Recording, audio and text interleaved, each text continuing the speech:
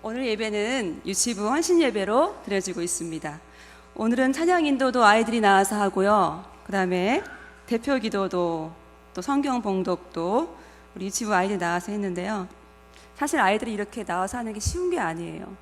아까 대표 기도한 친구는 한글도 모르거든요. 2주간 맹훈련을 해가지고 가정에서 교회에서 암송시켜가지고 기도를 했는데 너무 잘하죠? 어떠신가요? 이렇게 우리 아이들이 이렇게 예배를 섬기는 모습이 참 대견하지 않습니까? 우리 한번 격려의 박수를 한번 줬으면 좋겠어요. 감사합니다.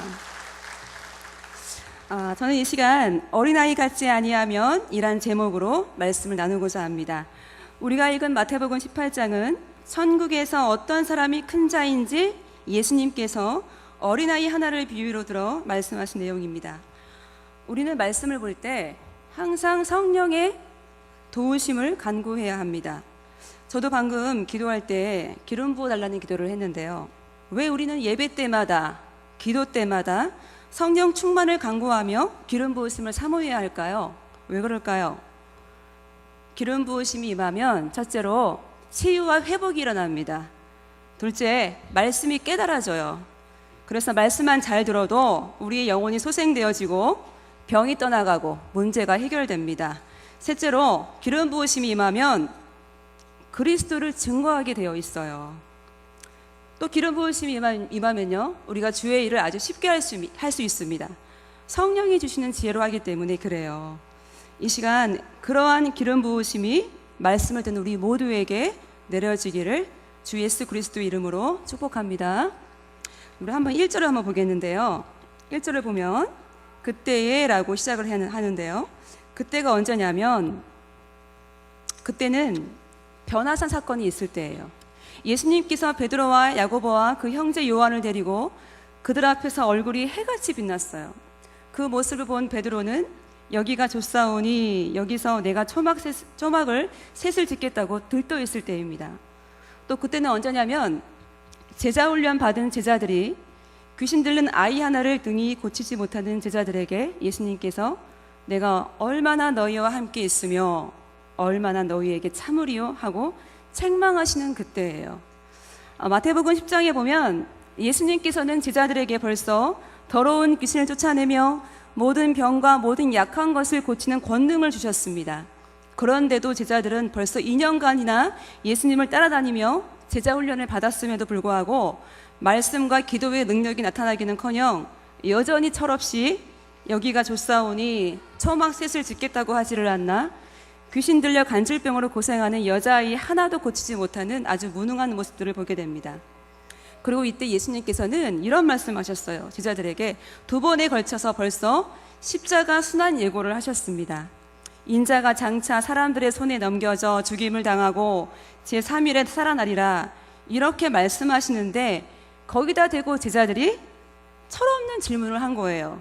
어떻게요? 예수님, 천국에서는 누가 큽니까? 이렇게 물어본 거예요.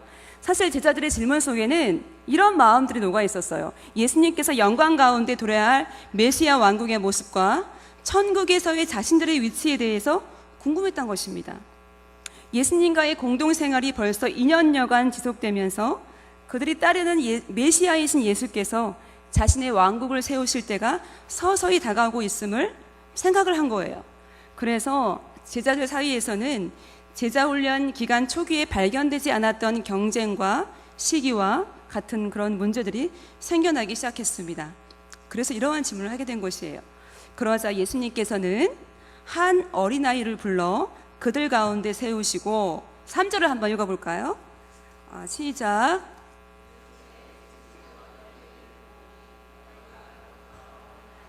같이 되지 아니하면 결단코. 예수님께서는 지금 아주 충격적인 말씀을 하셨습니다. 예수님께서는 무슨 말씀을 하실 때요, 진실로라는 말씀을 잘 사용하지 않으세요. 그런데 아주 중요한 말씀을 하실 때는 내가 진실로 2번을 말씀하실 때도 있거든요. 우리 인간인 우리도 사람들한테 이야기할 때 진심이야 이렇게 얘기하면 우리가 좀 귀담아 듣잖아요. 그런데 지금 창조주 하나님이신 예수님이 지금 진실로라고 말씀을 하시면 이건 정말 그냥 넘어가서는 안 되는 말씀인 거죠. 사실 제자들의 질문은 예수님께 이러한 대답을 들을 수 있도록 질문한 게 아니었습니다. 제자들은 천국에 들어가는 것은 이미 따놓은 티켓은 따놨으니까 그럼 예수님 천국에서는 누가 큽니까? 이런 뜻으로 물어본 거예요. 그런데 예수님께서 뭐라고 말씀하시나요? 얘들아, 니네들 천국 들어가기는커녕 어린아이들과 같이 대지하면 천국 문에도 못 들어가. 지금 주님은 천국의 멤버십 문제를 말하고 계십니다. 주님은 사람의 심령을 감찰하시는 분이세요. 이미 제자들의 영적인 상태를 정확히 파악하고 계셨어요. 그러면서 주님께서는 너희가 돌이켜라, 생각을 바꾸어라. 여기서 돌이킨다는 것은 어떤 물리적인 방향만을 말하는 것이 아닌 마음의 변화, 행동 양식의 모든 변화까지도 말하고 있는 것입니다. 제자들은 천국에서 한 자리 차지하고 싶었어요. 아하, 나 정도면 내가 제자 훈련 그래도 2년 동안 받았는데, 예수님과 함께 동행했는데, 그런 마음을 주님께서는 아신 거예요. 그러면서 도리어 너희가 돌이키지 아니하면, 생각을 바꾸지 아니하면, 어린아이들과 같이 되지 아니하면 결단코 천국에 들어가지 못하리라, 이렇게 말씀하셨어요. 그럼 도대체 어린아이들과 같이 되는 게 무엇일까요? 주님은 저와 여러분이 어린아이처럼 되기를 바라고 계십니다. 우리가 흔히 알고 있는 어린아이 같은 신앙은 뭐예요? 미성숙하고 장성하지 못한 신앙을 가리키죠. 영적 어린아이 같은 신앙을 말하죠. 그렇지만 우리 마태복음 18장에서 말하는 이 어린아이 같다라는 말은 그 영적 어린아이를 뜻하는 것이 아닙니다. 다시 말해 어린아이 같이 되다라는 말은 부모에게 절대 의존적이고 부모의 말에 절대 순종하고 부모의 가르침을 단순하게 잘 받아들이는 사람을 가리켜 말하고 있어요. 어린아이는 엄마만 눈에 안 보여도 울잖아요. 늘 부모를 의지를 하잖아요. 늘 찾잖아요. 이것처럼 주님께서는 어린아이처럼 하나님에 대하여 절대 의지하고 그 말씀에 순종하는 자들만이 하나님 나라의 멤버가 될 수 있음을 말씀하신 것입니다. 그런데 4절을 보니까 참 난해한 말씀이 있어요. 그러므로 누구든지 이 어린아이와 같이 자기를 낮추는 사람이 천국에서 큰 자니라. 여기서 문제는 과연 어린아이가 자기를 낮추냔 말이죠.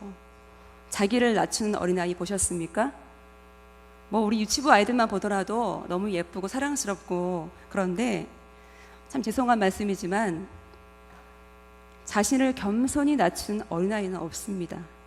아니 뭐 거의 없다고 해도 맞을 거예요. 애들은 오히려 반대예요.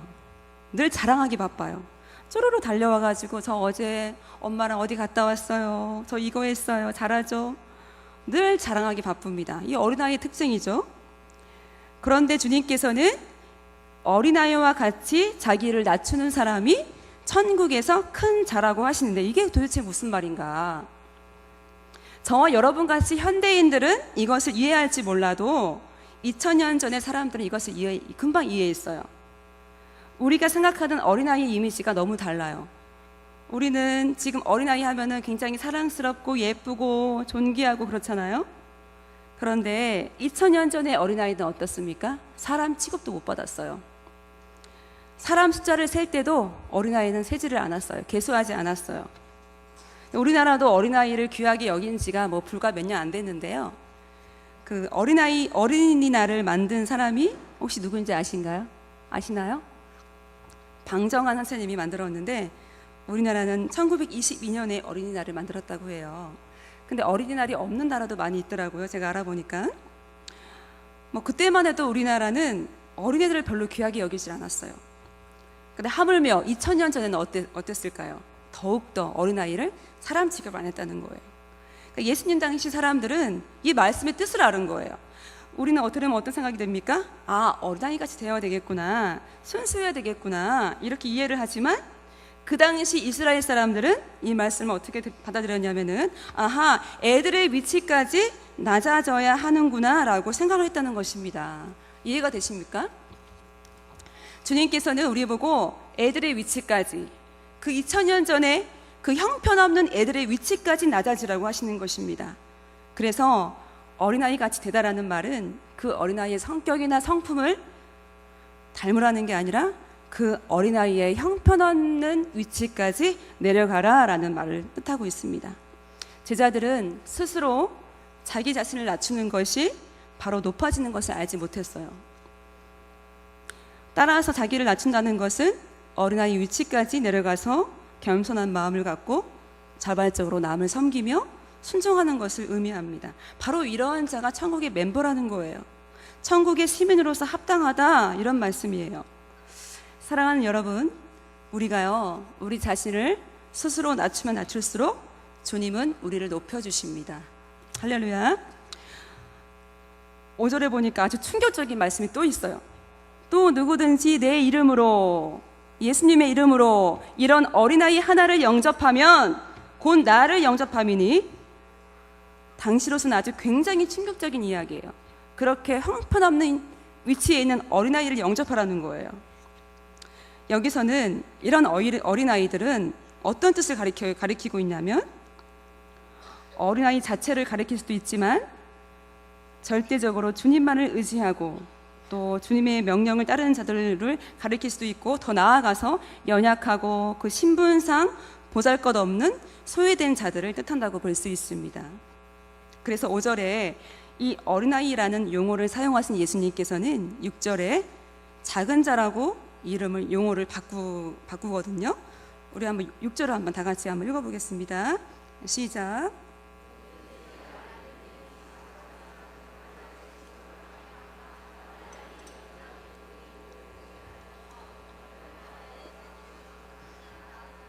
아멘.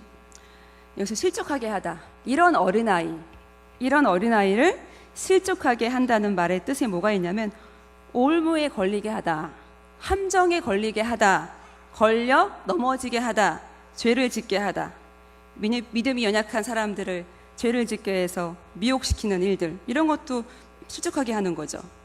그래서 이 작은 자들, 연약한 자, 믿음이 순수하고 겸손한 자, 소외된 자, 이러한 사람들을 실족하게 하면 차라리 어떻게 하라고요? 연자 맷돌을 목에 걸고 바다에 빠지는 게 낫다라고 지금 얘기하고 계신 거예요.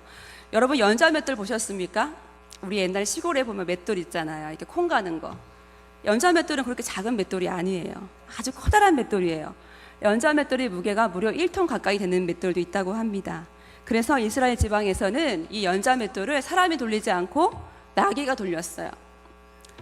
로마 시대에는 사형을 집행할 때 사람의 목에 맷돌을 걸어 바다에 빠뜨리는 사형 제도가 있었습니다.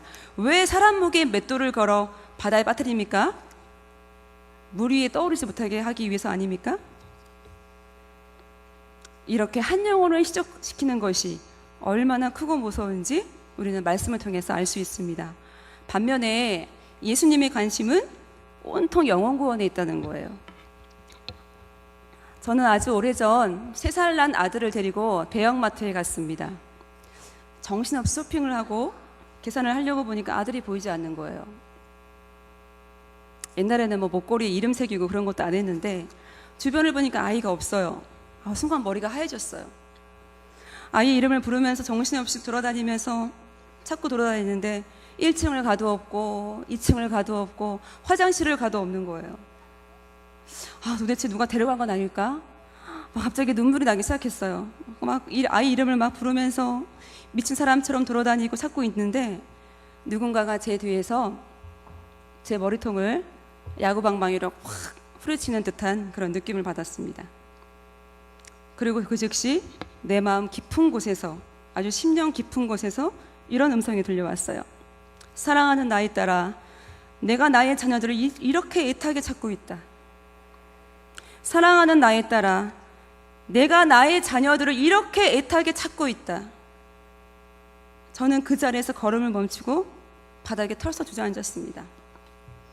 잃어버린 자녀들을 향해 이렇게 애통해 하시는 아버지의 마음, 저는 그제서야, 그 어린아이 잃어버리고 나서야 아버지의 마음을 조금 알게 되었습니다. 사랑하는 여러분, 자식이 처이 들면 아버지의 마음을 알게 돼요. 지금 여기 계신 여러분들은 그냥 우연히 스스로 여기 앉아 계신 것이 아닙니다. 하나님께서 여러분들을 애타게 찾고 계셨고 그 누군가로부터 인도되어 이렇게 주님께로 오게 된 것입니다. 저와 여러분을 자녀 삼아주신 주님, 그분이 바로 우리 아버지이십니다. 아멘. 요즘 TV를 보니까 영화배우 이정재가 만나는 사람이 있는데 뭐 상속녀라고 하더라고요. 재벌 딸 무슨 상속녀 그렇게 나오는데, 사랑하는 여러분, 저와 여러분이야말로 진정한 상속녀, 상속자입니다. 아멘. 우리 한번 옆 사람한테 한번 이야기 한번 해볼까요? 내가 진짜 상속녀다. 한번 해보십시오. 우리 형제님들은 내가 진짜 상속자다라고 말씀을 해주셔야죠. 다시 한번 하겠습니다. 시작. 맞습니다. 여러분과 저야말로 정말 진정한 상속녀, 상속자입니다. 자, 말씀을 믿도록 하겠는데요. 우리는 하늘의 상속권을 받은 상속자로서, 또 천국의 멤버로서 늘 자신을 어린아이같이 내 위치를 낮추고 겸손하여 서로를 섬기고 주변의 연약한 지체들이 실족하지 않도록 그들을 사랑으로 대하고 섬기고 품는 금곡교회 모든 성도님들이 되시기를 주님의 이름으로 소망합니다. 자, 기도하겠습니다.